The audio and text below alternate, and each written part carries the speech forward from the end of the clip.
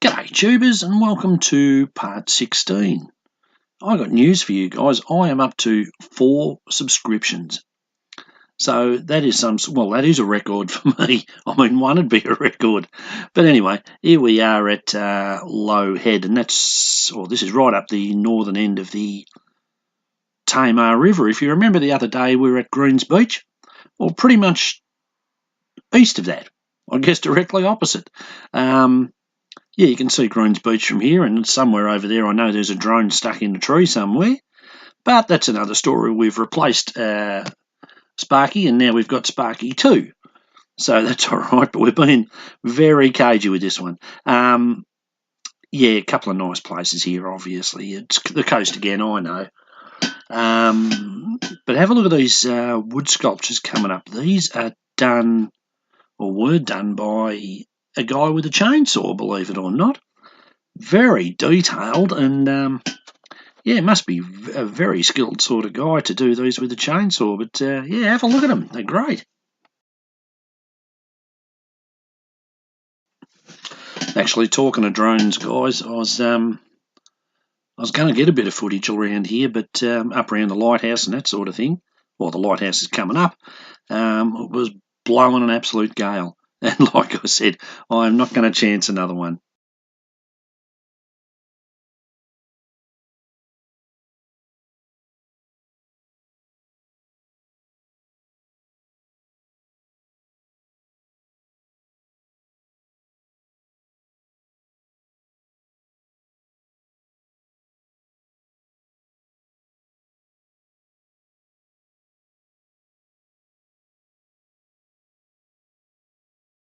As I'm sure you can read, people, this is the Low Head Lighthouse, and this was first built in 1833.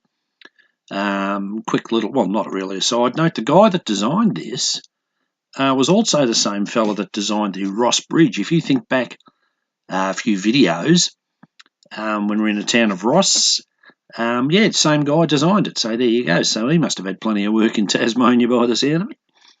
But yeah, 1833, currently still in use. It's probably all been automated since then. I think they said in the beginning they used to use whale oil to power the light.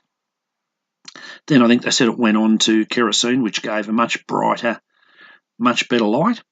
These days it's probably got one of these massive LEDs or something in it. But yeah, she actually does work and works quite well. So yeah, I'm sure the seafaring people out there would be very appreciative on a miserable night. It's also got a apparently it sounds every Sunday at 12 o'clock, a foghorn that they abandoned years ago, but a group of dedicated people lobbied, I guess, whoever it was, it must be the Maritime Board or whoever the hell it is down here, and they restored the whole thing. And yeah, apparently every Sunday she goes off, so we missed it. But anyway, not to worry.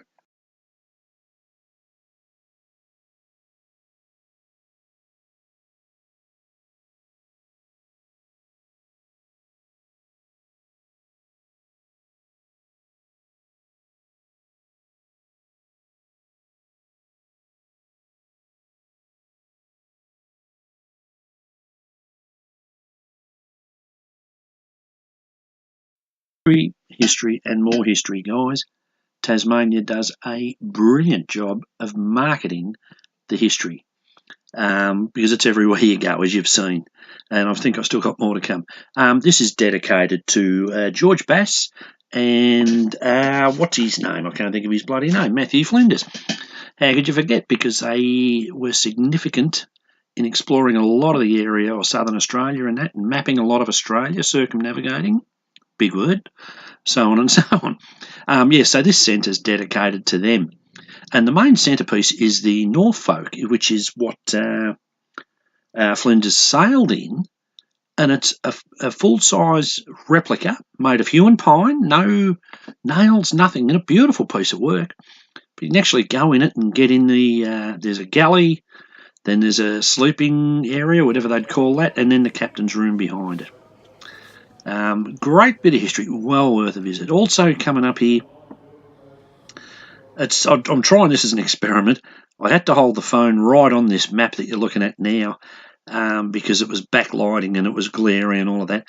This is actually from 1814, and Matthew Flinders himself drew this. This is a copy, obviously, but if you look at the coastline, the way he's mapped it, it's brilliantly, very, very close to what we know now. I mean, how they do it is back then is beyond me. I mean, it's absolutely fantastic. These brilliant, brilliant men.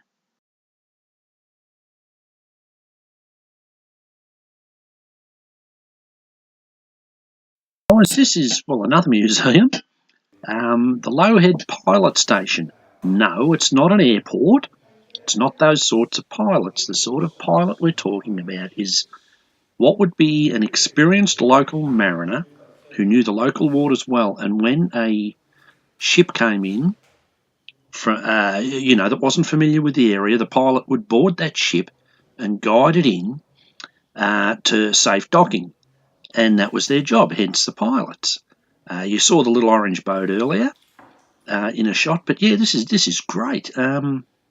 This place dates back to 1805, and I think it's part of the oldest, if I read it under correctly, part of the oldest still working pilot station in Australia.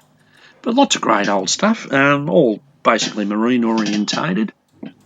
They also had a Morse code display. In other words, it was hooked up to a computer, and you could tap out, your dot dot dot dash dash dash, whatever you wanted, and it would display what letters you were typing up on the computer screen. And I tell you, it took a little bit of takes very good timing, because if you just go one little bit slow, it'll think it's another letter or something. So it was quite confusing. So yeah, absolutely fantastic skill there.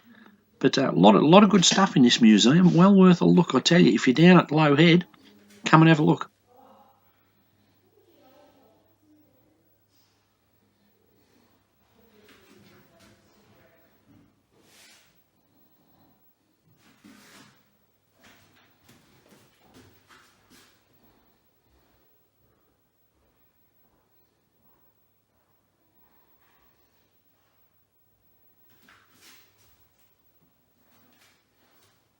Tubers, I always wondered what a steamer trunk was, and now I know.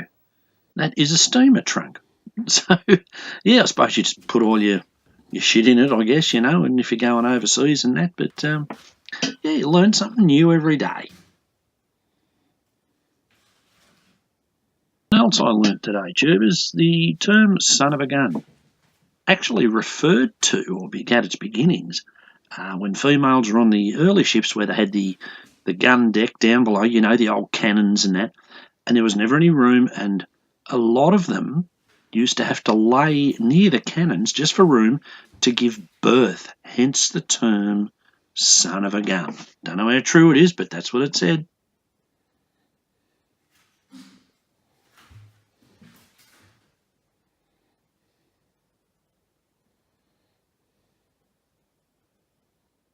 Guys, here's another one of these not undiscovered, but quiet little towns in Tasmania, coastal little towns.